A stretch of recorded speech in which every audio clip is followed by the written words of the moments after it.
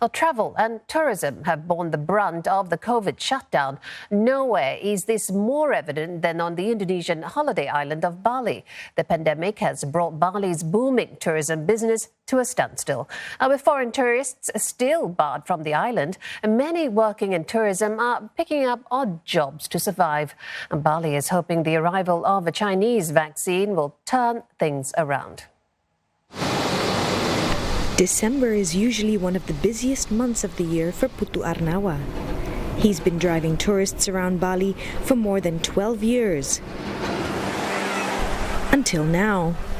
When COVID-19 hit, tourists stopped coming and his income dried up.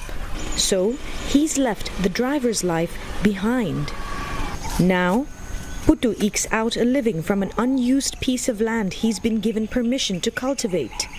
He processes waste from a food supplier to rear maggots and grow organic vegetables on this modest plot.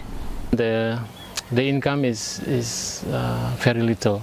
Putu makes less than $100 a month now, down from his usual $900. It's a common story. The pandemic has dealt a heavy blow to many in Bali, an island where tourism is the lifeblood. About 70% of people here work in the tourism sector. Last year, Bali had more than 10 million visitors, 6.3 million of them foreigners. But now, with foreign tourists still barred from the island, one of Southeast Asia's most popular holiday spots is a ghost town.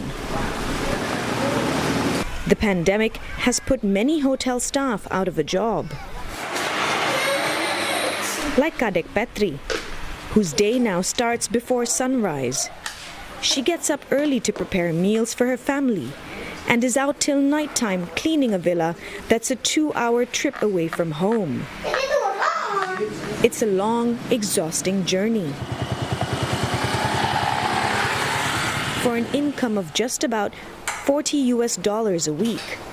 A far cry from the $450 a month she used to draw as an assistant manager at a 5-star hotel. I think that's really the sadness moment in my life so far till now. All around the island, shops once packed with tourists are now fighting to survive. Warung Made, a restaurant selling Balinese and fusion cuisine, first opened near the popular Kuta Beach in 1969. Over the years, it's grown to 6 outlets, employing over 400 staff. But after the pandemic hit, only 3 outlets remain open, and just 40 staff have kept their jobs.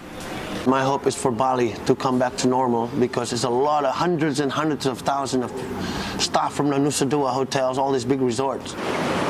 The island's Ngurah Rai International Airport is hopeful. It already has facilities ready, waiting for the return of international travelers. The island could lose up to $9 billion in tourism revenue due to the pandemic. So the residents of Bali, who for so long depended on tourists to make their living, now have to pivot, finding new ways to survive on an island that's lost its lifeblood.